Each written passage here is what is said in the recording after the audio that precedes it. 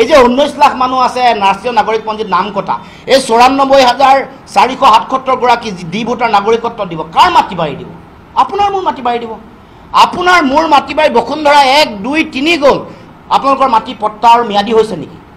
মোৰ গাঁৱে ভূঞে ম্যাদীকৰণৰ কাৰণে ফৰ্ম ফিল আপ কৰিছে, তেওঁলোককতো নাই পোৱা।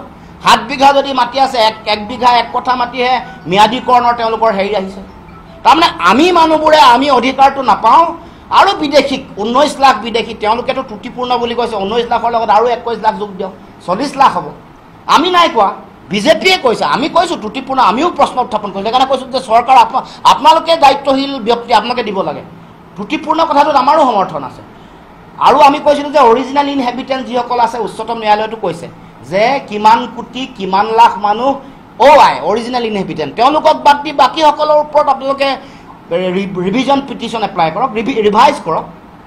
সেইটো চৰকাৰে নকৰে, সেইটো গাটছ নাই, সেইটো দম নাই, আৰু ইয়াক লৈ তেওঁলোকে সদায় হিন্দু মুছলমানৰ ৰাজনীতি কৰি থাকে।